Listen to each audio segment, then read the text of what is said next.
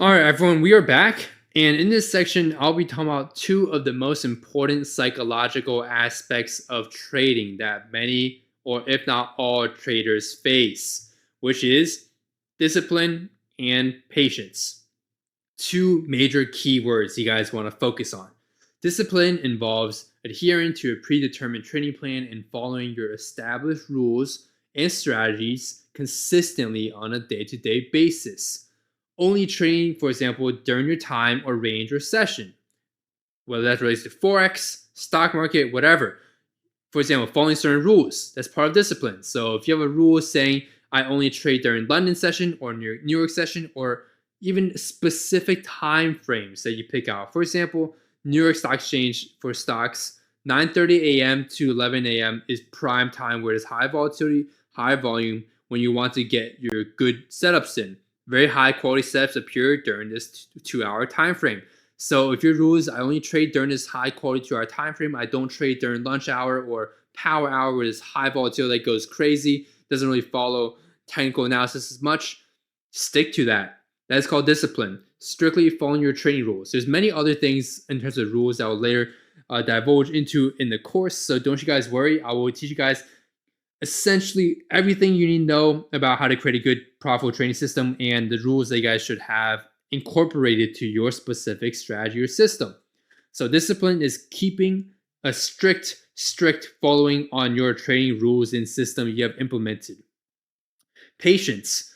Patience allows traders to wait for high probability setups and avoid impulsive and emotionally driven decisions. So patience is one of the big emotional factors when it comes to trading. A lot of traders do not have patience.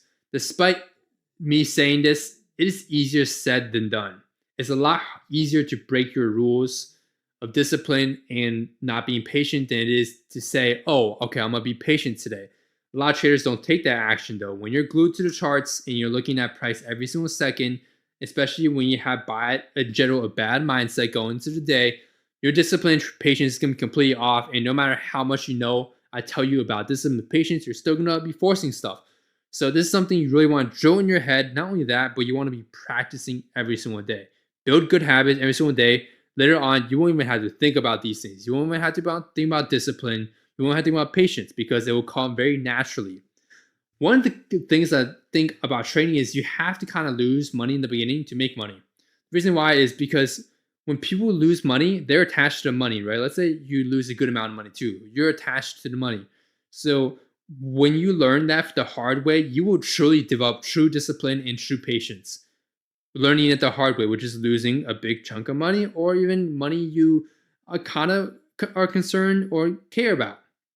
So losing actually does help you in terms of long run in trading. Unfortunately, that's something that you want to be getting out the way in the beginning period of your trading journey. But as you go on later on, obviously you don't want to be forcing losses or even thinking losses are still, I guess, a really good thing in a sense. In the beginning, losses are going to happen, inevitable. You want to learn from them. That's basically how it works. That's learning curve. Now, both discipline and patience help traders avoid chasing after quick profits, FOMO, or reacting impulsively to market fluctuations that lead to better risk management. These qualities enable traders to stay focused on long term goals.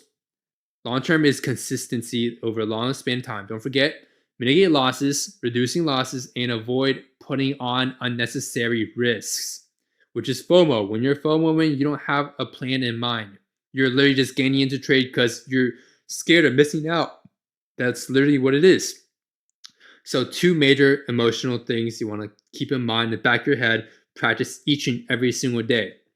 Now, revenge trading is number one traders blow accounts. Revenge trading is very similar to FOMO in a sense. They go hand in hand.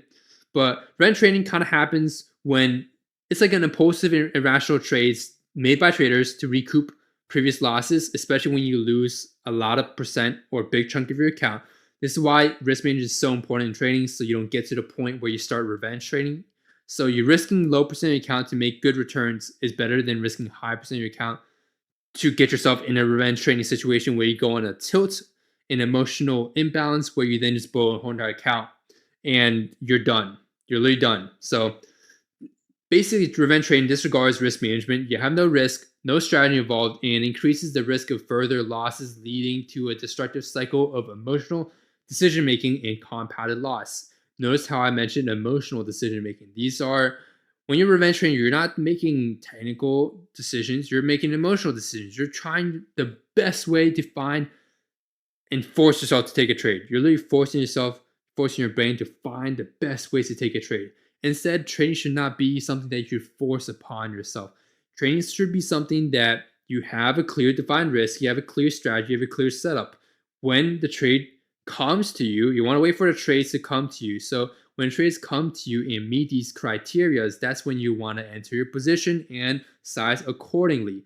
Now, this is a lot of information at first, but as you develop through your training journey, this will come very naturally, and this is something that you will naturally execute off of. Like for me, for example, I don't have to worry about discipline or patience anymore. I've basically mastered controlling those two things early on with losses, no more. So that's not something I even really think about at all. Even revenge trading, I don't even think about or worry about because I know my training system, short term, long term, I am profitable. Meaning losing days, let's say I lose 2 days in a row. Unlikely, but it does happen. Let's say I lose 2 days in a row, 4 days in a row, whatever. Some traders even have losing weeks. I know in the long run, with the proper risk management, proper risk reward, proper win rate, I will make back the money and more, and I will profit. I will end the month green. So, what revenge trading does is you're forcing trades when you should not be. That's the end of it. You're really forcing trades when you're not be. You don't see a trade setup, but you're still forcing yourself to put on a trade. It doesn't make any sense. So you want trades to come naturally to you. When it hits all your confluences and the confluences that are part of your A plus setup, take the trade. That's it. There should be no further thinking when it comes to, oh, I'm hesitant on this trade for some reason. That means you're not confident in your trades. You have not done enough back testing. You have not had a proven strategy and many other things that relate to hesitancy and many other things. So, two most important psychology aspects of trading, something to definitely keep in mind.